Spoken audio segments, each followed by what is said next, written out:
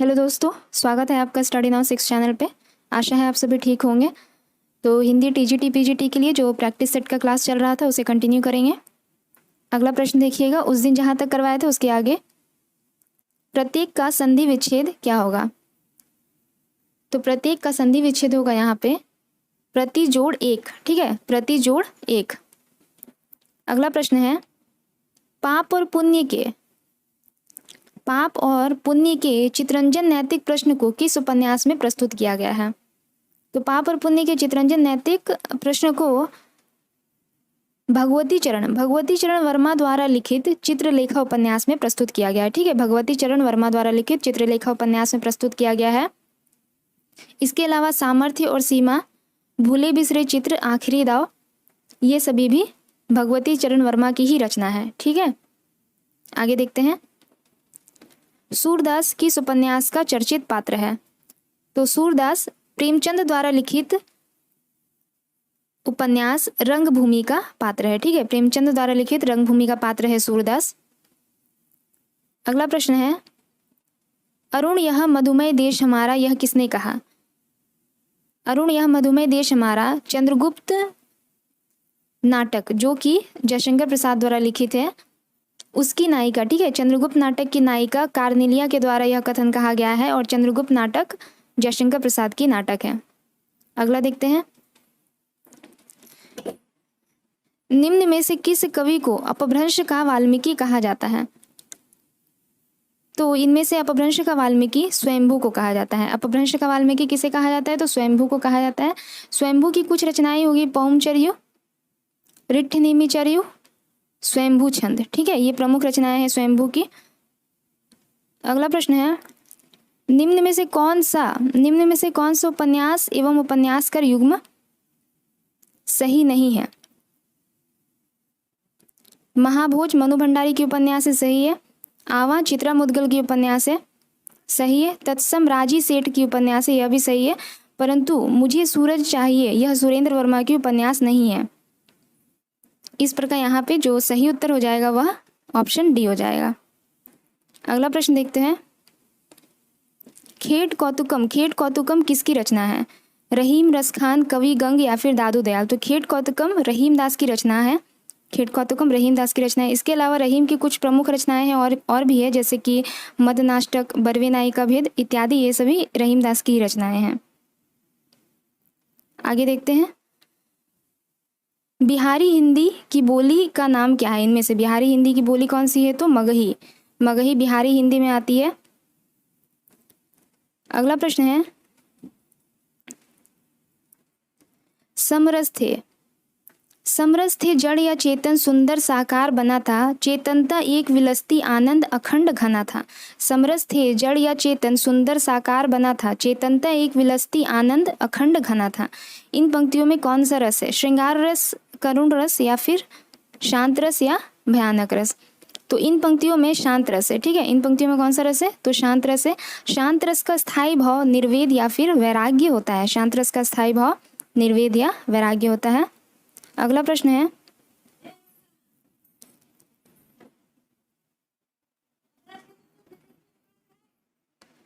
समस्त पृथ्वी से संबंध रखने वाला क्या कहलाता है। सार्वभौमिक, सार्वकालिक, सार्वदेशिक या फिर सर्वज्ञ। समस्त पृथ्वी से संबंध रखने वाला सार्वभौमिक कहलाता है। ठीक है, समस्त पृथ्वी से संबंध रखने वाला सार्वभौमिक कहलाता है। अगला प्रश्न देखेंगे, अति इंद्रिय शब्द का आशय क्या हो जाएगा। इंद्रियों की पहुंच से बाहर, इंद्रियों की रखवाली करने वाला, इंद्रियों का स्वामी या फिर इंद्रियों के वश में रहने वाला। तो अति इंद्रिय शब्द का आशय हो जाएगा इंद्रियों की पहुंच से बाहर। अगला प्रश्न है, सूर्य की अंतिम किरण से सूर्य की पहली किरण तक किसकी नाट्यकृति है। तो सूर्य की अंतिम किरण से सूर्य की पहली किरण तक यह नाट्यकृति सुरेंद्र वर्मा की है। किसकी है, तो सुरेंद्र वर्मा की है। सूर्य की अंतिम किरण से सूर्य की पहली किरण तक। दुखम सुखम उपन्यास की लेखिका कौन है। तो दुखम सुखम उपन्यास की लेखिका है ममता कालिया। दुखम सुखम उपन्यास की लेखिका कौन, तो ममता कालिया। इनकी कुछ अन्य उपन्यास हैं जैसे बेघर, नरक दर नरक, प्रेम कहानी, साथी इत्यादि। ठीक है, ममता कालिया की कुछ अन्य उपन्यास बेघर, नरक दर नरक, प्रेम कहानी, साथी। अगला प्रश्न है कुटिल का विलोम क्या हो जाएगा? तो कुटिल का विलोम होगा रिजु। ठीक है। अगला प्रश्न है भक्ति आंदोलन। भक्ति आंदोलन भारतीय चिंतन धारा का स्वाभाविक विकास है। यहाँ पे विषय नहीं विकास होगा। भक्ति आंदोलन भारतीय चिंतन धारा का स्वाभाविक विकास है। यह कथन किसका है? तो यह कथन आचार्य हजारी प्रसाद द्विवेदी जी का है। अगला प्रश्न देखते हैं रामानुजाचार्य। रामानुजाचार्य ने किस दर्शन का प्रतिपादन किया?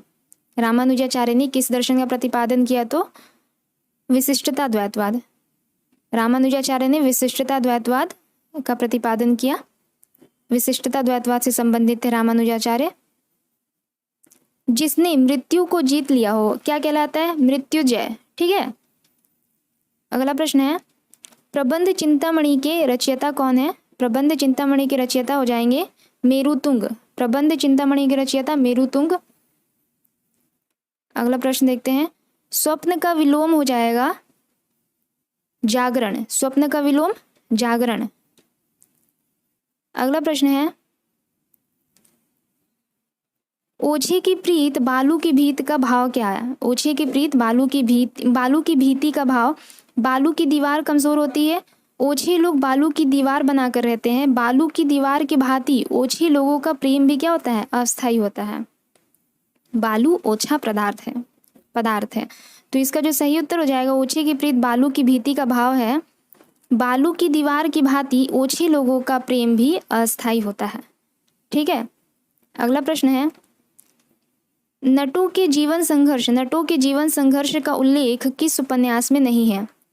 तो नटों के जीवन संघर्ष का उल्लेख प्रेमचंद द्वारा लिखित सेवा सदन उपन्यास में नहीं है। अगला प्रश्न है निम्न में से कौन सा वर्णिक छंद है?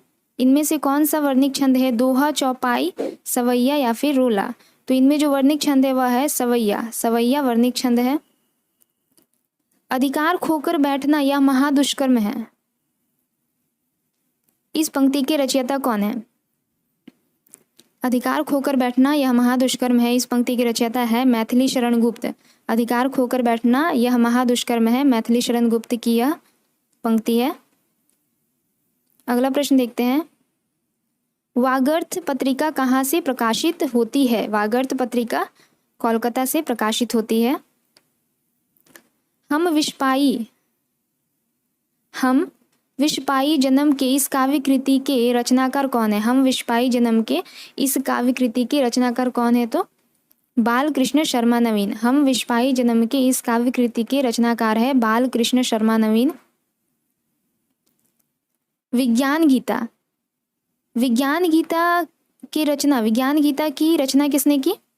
तो केशवदास ने। विज्ञान गीता के रचनाकार कौन रहे? केशवदास। केशवदास की कुछ अन्य रचनाएं हैं जैसे कवि प्रिया, रसिक प्रिया, रामचंद्रिका, वीर सिंह देवचरित, रतन बावनी, जहांगीर जस चंद्रिका। ये प्रमुख रचनाएं हैं केशवदास की। इनके बारे में काफी बार पूछा जाता है केशवदास की रचनाओं के बारे में। अगला है वह प्रथम बंधु था उपन्यास के लेखक कौन है? वह प्रथम बंधु था उपन्यास के लेखक कौन है?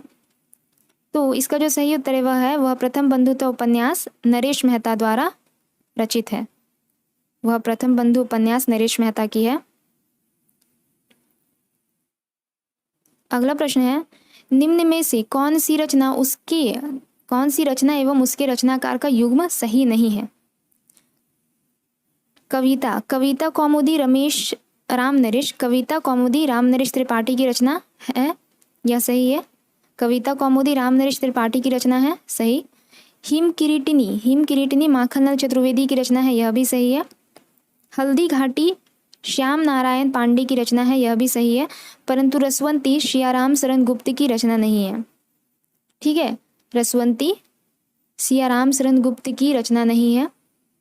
यह रामधारी सिंह दिनकर, ठीक है, रामधारी सिंह दिनकर की रचना है। रसवंती रामधारी सिंह दिनकर की रचना है।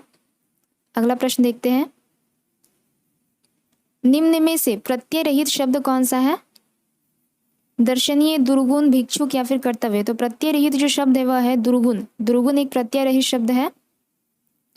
आह्वान का विलोम क्या हो जाएगा? तो आहवन का विलोम हो जाएगा विसर्जन, आहवन का विलोम विसर्जन। निम्न में से कौन सा कथन सत्य नहीं है? संस्कृत में 3 वचन होते हैं, सही है। हिंदी में 2 वचन होते हैं, सही है। हिंदी में 2 लिंग होते हैं, ये भी सही है। परंतु संस्कृत में हिंदी की तरह 2 लिंग होते हैं, यह गलत है, क्योंकि संस्कृत में 2 लिंग नहीं, संस्कृत में 3 लिंग होते हैं, स्त्रीलिंग, पुल्लिंग और एक उभय लिंग, ठीक है, उभय लिंग। अगला प्रश्न देखते हैं। केशव कहीं ना जाई का कहिए, केशव कहीं ना जाई का कहिए, यह पंक्ति किस कवि की है? तो यह पंक्ति तुलसीदास की है, ठीक है। यह पंक्ति किसकी है? तो यह पंक्ति तुलसीदास की है। केशव कहीं ना जाई का कहिए।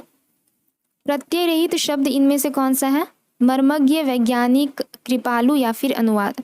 तो प्रत्यय रहित जो शब्द है वह है मर्मज्ञ। मर्मज्ञ एक प्रत्यय रहित शब्द है, इनमें कोई प्रत्यय नहीं है इस शब्द में। अगला प्रश्न है, कौन देशज प्रत्यय का उदाहरण नहीं है? कौन देशज प्रत्यय का उदाहरण नहीं है? फर्राटा, फर्राटा, अड़ियल, उच्चतर या फिर घुमक्कड़। तो इनमें जो देशज प्रत्यय का उदाहरण नहीं है वह है उच्चतर। अगला प्रश्न है, निम्न में से कौन सा अर्थालंकार है? श्लेष, यमक, वक्रोक्ति या फिर रूपक। तो जो श्लेष, यमक, वक्रोक्ति ये सभी शब्दालंकार है, ठीक है, ये सभी शब्दालंकार है, परंतु जो रूपक है यह अर्थालंकार है। रूपक क्या है? अर्थालंकार है। अगला प्रश्न है, ब्रजभाषा का क्षेत्र इनमें से कौन सा नहीं है? धौलपुर, सरगुजा, मथुरा या फिर आगरा। तो ब्रजभाषा का क्षेत्र जो नहीं है वह है सरगुजा, ब्रजभाषा का क्षेत्र नहीं है। सरगुजा जो क्षेत्र है यहाँ पे ब्रजभाषा नहीं बोली जाती। आदिकाल को बीज वपन का नाम किसने दिया? आचार्य विश्वनाथ प्रसाद मिश्र, रामचंद्र शुक्ल, महावीर प्रसाद द्विवेदी या फिर भगीरथ मिश्र। तो आदिकाल को बीज वपन काल महावीर प्रसाद, आचार्य महावीर प्रसाद द्विवेदी ने कहा है। अगला प्रश्न है, निम्न में से आ उपसर्ग किसमें नहीं है? किस शब्द में आ उपसर्ग नहीं है? तो आदरणीय, आदरणीय शब्द में आ उपसर्ग नहीं है। रुद्र संप्रदाय की स्थापना किसने की? रुद्र संप्रदाय की स्थापना रुद्र स्वामी, श्री स्वामी, विष्णु स्वामी या फिर निम्बार्काचार्य। तो रुद्र संप्रदाय की स्थापना, रुद्र संप्रदाय की स्थापना किसने की? तो विष्णु स्वामी ने की रुद्र संप्रदाय की स्थापना। अगला प्रश्न है, राम वृक्ष बेनीपुरी की कौन सी कृति यात्रा वृत्त कृति है? तो राम वृक्ष बेनीपुरी की पैरों में पंख बांधकर, राम वृक्ष बेनीपुरी की पैरों में पंख बांधकर यह जो कृति रही यह एक यात्रा वृत्त कृति है। अगला प्रश्न देखते हैं, वल्लभाचार्य द्वारा रचित ग्रंथ का नाम क्या है? तो अणुभाष्य। वल्लभाचार्य द्वारा रचित ग्रंथ का नाम क्या है? अणुभाष्य। अगला प्रश्न देखेंगे, निम्न में से कौन सी रचना के रचनाकार का नाम सही नहीं है? फूल नहीं रंग बोलते हैं, केदारनाथ अग्रवाल की रचना है, यह सही है। उस जनपद का कवि हूँ, त्रिलोचन शास्त्री की रचना है, यह भी सही है। सीढ़ियों पर धूप में शमशेर बहादुर सिंह की रचना नहीं है, ठीक है। सीढ़ियों पर धूप में शमशेर बहादुर सिंह की रचना नहीं है, बल्कि यह रघुवीर सहाय की रचना है। सीढ़ियों पर धूप में रघुवीर सहाय की रचना है। इस प्रकार यहाँ पर यह उत्तर सही हो जाएगा। और संसद से सड़क तक धूमिल की रचना है, ठीक है। अगला प्रश्न देखेंगे, लक्ष्मीपुरा किस विद्या की रचना है? लक्ष्मीपुरा किस विद्या की रचना है? तो लक्ष्मीपुरा एक रिपोतार्ज है। अगला प्रश्न देखते हैं, शालिभद्र सूरी की रचना का नाम क्या है? तो शालिभद्र सूरी की रचना का नाम है भरतेश्वर बाहुबली रास। शालिभद्र सूरी की रचना का नाम भरतेश्वर बाहुबली रास। अगला प्रश्न है, वीर रस का अस्थाई भाव क्या हो जाएगा? तो वीर रस का जो यहाँ पे अस्थाई भाव है वह है उत्साह, ठीक है। वीर रस का अस्थाई भाव उत्साह हो जाएगा। जो शोक है यह करुण रस का स्थायी भाव है। शोक करुण रस का स्थायी भाव होता है। भय भयानक रस का स्थायी भाव होता है। और जो निर्वेद है यह शांत रस का स्थायी भाव होता है। याद रखिएगा, सभी इंपॉर्टेंट है। छायावाद को स्थूल के प्रति सूक्ष्म का विद्रोह किसने कहा है?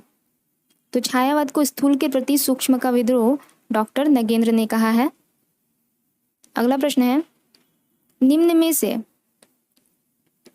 निम्न में से कौन सी रचना एवं रचनाकार का युग्म सही नहीं है?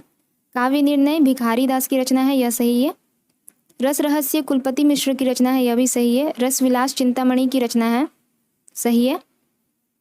भाव विलास केशव दास की रचना नहीं है। भाव विलास देव की रचना है, यानी देव को देवदत्त भी कहा जाता है। भाव विलास किसकी रचना है? तो देव की रचना है, यह केशव दास की रचना नहीं है। तो इस प्रकार इसका जो सही उत्तर हो जाएगा ऑप्शन डी हो जाएगा इस प्रश्न का उत्तर। अर्धकथानक किस विद्या की रचना है? तो अर्धकथानक एक आत्मकथा है जो बनारसी दास जैन द्वारा रचित है। अर्धकथानक एक आत्मकथा है जो बनारसी दास जैन द्वारा रचित है। अगला प्रश्न है, फणीश्वरनाथ रेणु की कौन सी कहानी है? तो फणीश्वरनाथ रेणु की जो कहानी है वह है रसप्रिया। रसप्रिया फणीश्वरनाथ रेणु की कहानी है। अगला प्रश्न देखिए, साकेत महाकाव्य का सर्वाधिक मार्मिक सर्ग कौन सा है? तो साकेत महाकाव्य का जो मार्मिक सर्ग रहा वह रहा नवम सर्ग। साकेत महाकाव्य का मार्मिक सर्ग नवम सर्ग था। और साकेत जो महाकाव्य है मैथिली शरण गुप्त द्वारा लिखा गया है। नवम सर्ग मार्मिक सर्ग इस प्रकार है कि इसमें उर्मिला के विरह का वर्णन किया गया है। ठीक है, नवम सर्ग में उर्मिला के विरह का वर्णन किया गया है। अगला प्रश्न है, अल्मोड़े का बाजार किस विद्या की रचना है? अल्मोड़े का बाजार किस विद्या की रचना है? तो यह एक रिपोर्टार्ज है। ठीक है, अल्मोड़े का बाजार एक रिपोर्टार्ज है। अगला प्रश्न देखते हैं, निम्न में से कौन रेखाचित्र विद्या की रचना नहीं है? तो कठगुलाब कोई रेखाचित्र नहीं है, यह रेखाचित्र विद्या की रचना नहीं है। निम्न में से कौन सी शिलांकित कृति है? राउलवेल जो रोड़ा नामक कवि के द्वारा रचित है, यह एक शिलांकित कृति है। राउलवेल एक शिलांकित कृति है जो रोड़ा नामक कवि के द्वारा रचित है। झीनी झीनी बीनी चदरिया किस उपन्यासकार की कृति है? तो अब्दुल बिस्मिल्ला की कृति है। झीनी झीनी बीनी चदरिया अब्दुल बिस्मिल्ला की कृति है। अगला प्रश्न है, प्रबोध 50 ग्रंथ के रचयिता कौन है? प्रबोध 50 ग्रंथ के रचयिता है पद्माकर। प्रबोध 50 ग्रंथ के रचयिता कौन रहे? तो पद्माकर रहे। अगला प्रश्न देखेंगे, उद्योग का संधि क्या होगा? उद्योग का संधि उत्तजोड़ योग। ठीक है, निम्न में से किस पत्रिका से संबंधित साहित्यकार नहीं है? नया ज्ञानोदय रविंद्र कालिया से संबंधित पत्रिका है। पहल ज्ञान रंजन से संबंधित पत्रिका है। तद्भव अखिलेश की है, परंतु दस्तावेज रामचंद्र तिवारी की नहीं है। दस्तावेज पत्रिका रामचंद्र तिवारी से संबंधित नहीं है। अगला प्रश्न देखेंगे, कढ़ाई से गिरा चूल्हे में आ पड़ा इसका भाव क्या है? एक विपत्ति से छूटकर दूसरी में आ पड़ना। कढ़ाई और चूल्हा पास पास होता है, एक बार भूल होती है तो बार बार होती है। कढ़ाई चूल्हे से गिर गई, तो कढ़ाई से गिरा चूल्हे में आ पड़ा, इसका भाव है एक विपत्ति से छूटकर दूसरी में आ पड़ना। ठीक है, अगला प्रश्न है, प्रभु जी तुम चंदन हम पानी इस पंक्ति के रचनाकार कौन है? तो प्रभु जी तुम चंदन हम पानी इस पंक्ति के रचयिता है संत रैदास। प्रभु जी तुम चंदन हम पानी इस पंक्ति के रचयिता कौन है? तो संत रैदास। कलश का पर्यायवाची क्या हो जाएगा? कलश शब्द का पर्यायवाची क्या हो जाएगा? तो पात्र। कलश का पर्यायवाची पात्र। अगला प्रश्न है, नाटक के लिए रंगमंच होना चाहिए, रंगमंच के लिए नाटक नहीं। नाटक के लिए रंगमंच होना चाहिए, रंगमंच के लिए नाटक नहीं। यह कथन है जयशंकर प्रसाद का। यह कथन किसका है? जयशंकर प्रसाद का। अगला प्रश्न देखेंगे, सांप्रदायिक समस्या पर लिखा गया उपन्यास इनमें से कौन सा है? तमस, बलचनामा, अपने अपने अजनबी, बूंद और समुद्र। तो सांप्रदायिक समस्या पर लिखा गया उपन्यास है तमस। सांप्रदायिक समस्या पर लिखा गया उपन्यास कौन सा है? तमस। अगला प्रश्न है, प्रेम को पंथ कराल महा तरवारी की धार पे धावनो है। प्रेम को पंथ कराल महा तरवारी की धार पे धावनो है, इस पंक्ति के रचयिता कौन है? तो इस पंक्ति के रचयिता है बोधा। इस पंक्ति के रचयिता कौन है? बोधा। अगला प्रश्न देखेंगे, चंद्रिका का पर्याय क्या हो जाएगा? चंद्रिका का अर्थ कौमुदी, चंद्रिका का अर्थ कौमुदी। अगला प्रश्न देखते हैं, आर्द्र का विलोम, आर्द्र शब्द का विलोम क्या हो जाएगा? तो शुष्क, आर्द्र शब्द का विलोम शुष्क। जो मापा ना जा सके, इसका सही अर्थ क्या होगा? अपरिमेय, जो मापा ना जा सके, इसका सही अर्थ अपरिमेय। अगला प्रश्न है, संविधान के किस अनुच्छेद के अंतर्गत, संविधान के किस अनुच्छेद के अंतर्गत हिंदी को संघ की राजभाषा का दर्जा मिला? तो संविधान के अनुच्छेद 343 के अंतर्गत, संविधान के अनुच्छेद 343 के अंतर्गत हिंदी को राजभाषा, हिंदी को संघ की राजभाषा का दर्जा दिया गया है। ठीक है। और अनुच्छेद 344 में राष्ट्रपति द्वारा राजभाषा आयोग और समिति के गठन से संबंधित है। जो अनुच्छेद 344 है यह किससे संबंधित है? राजभाषा आयोग और समिति के गठन से संबंधित है। ठीक है। अगला प्रश्न देखेंगे, तदीय समाज, यहाँ पे तटीय नहीं होगा, तदीय होगा। तदीय समाज से किसका संबंध था? तो तदीय समाज से भारतेंदु हरिश्चंद्र का संबंध था। तदीय समाज से भारतेंदु हरिश्चंद्र का संबंध था। निराला किस पत्रिका से संबंधित नहीं थे? तो निराला इंदु पत्रिका से संबंधित नहीं थे, निराला इंदु पत्रिका से संबंधित नहीं थे। इसके अलावा सुधा समन्वय और मतवाला, यह सुधा समन्वय और मतवाला, इस पत्रिका के संपादक सूर्यकांत त्रिपाठी निराला जी रहे। अगला प्रश्न देखेंगे, भारतेंदु ने यात्रावृत्त संबंधी कौन सी रचना लिखी? तो भारतेंदु ने यात्रावृत्त संबंधी सरयू पार की यात्रा रचना लिखी। भारतेंदु ने यात्रावृत्त संबंधी कौन सी रचना लिखी? तो सरयू पार की यात्रा, यह भारतेंदु की रचना है। यात्रावृत्त संबंधी रचना है यह भारतेंदु की। विभत्स रस का स्थायी भाव क्या हो जाएगा? तो जुगुप्सा। विभत्स रस का स्थायी भाव जुगुप्सा हो जाएगा। अगला प्रश्न देखेंगे, अंगद पैज की रचना किसने की? अंगद पैज की रचना किसने की? ईश्वरदास ने। अंगद पैज की रचना की ईश्वरदास ने। इसके अलावा ईश्वरदास की अन्य कुछ रचनाएं रही, जैसे सत्यवती कथा, भरत मिलाप, ये महत्वपूर्ण है। ठीक है, सत्यवती कथा, भरत मिलाप। अगला प्रश्न है, निम्न में से हिंदी साहित्य का अतीत किसने लिखा? इनमें से हिंदी साहित्य का अतीत लिखा है आचार्य विश्वनाथ प्रसाद मिश्र ने। हिंदी साहित्य का अतीत किसने लिखा? तो आचार्य विश्वनाथ प्रसाद मिश्र ने। अगला प्रश्न देखेंगे, अथवा व्याकरण की दृष्टि से इनमें क्या है? तो अथवा अव्यय है। ठीक है, क्या है? अथवा अव्यय है, अविकारी शब्द है अथवा। अगला प्रश्न है, साखी किस कवि का काव्य संग्रह है? साखी किस कवि की रचना है, किस कवि की काव्य संग्रह है? तो साखी विजय देव नारायण शाही की काव्य संग्रह है। साखी विजय देव नारायण शाही द्वारा रचित काव्य संग्रह है। अगला प्रश्न है, संपत्ति शास्त्र के लेखक का नाम क्या है? संपत्ति शास्त्र के लेखक का नाम है आचार्य महावीर प्रसाद द्विवेदी। संपत्ति शास्त्र के लेखक का नाम क्या हो गया? आचार्य महावीर प्रसाद द्विवेदी। अगला प्रश्न देखेंगे, अपनी मुंह मियाँ मिट्ठू बनना, इस मुहावरे का अर्थ क्या होगा? काफी बार सुना होगा, बहुत ही कॉमन है। अपनी प्रशंसा स्वयं करना, अपनी मुंह मियाँ मिट्ठू बनना, अपनी प्रशंसा स्वयं करना। जगन्नाथ में कौन सी संधि है? तो व्यंजन संधि। जगन्नाथ में व्यंजन संधि है। अगला प्रश्न है, मिश्र बंधु विनोद नामक जो हिंदी साहित्य का इतिहास रहा, इसके लेखकों का नाम क्या है? मिश्र बंधु विनोद। मिश्र बंधु विनोद के लेखक कौन रहे? मिश्र बंधु। और मिश्र बंधु में 3 लोग शामिल थे, उनका नाम क्या रहा?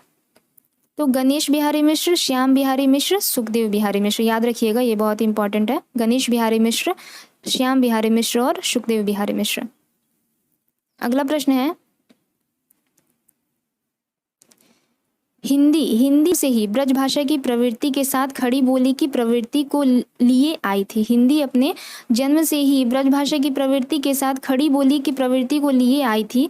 ब्रज भाषा के हाथ में हाथ दिए खड़ी बोली उतरी। ब्रज भाषा के हाथ में हाथ दिए खड़ी बोली उतरी, यह कथन किसका है? तो यह कथन आचार्य रामचंद्र शुक्ल का है। ठीक है, हिंदी अपने जन्म से ही ब्रजभाषा की प्रवृत्ति के साथ खड़ी बोली की प्रवृत्ति को लिए आई थी। ब्रजभाषा के हाथ में हाथ दिए खड़ी बोली उतरी। यह कथन आचार्य रामचंद्र शुक्ल का है। अगला प्रश्न देखेंगे, इनमें से कौन सा कथन असत्य है? ज्ञानश्री शाखा के कवि निराकार की उपासना करते हैं, यह सही है। कबीर संत कवि है, यह भी सही है। प्रभु जी तुम चंदन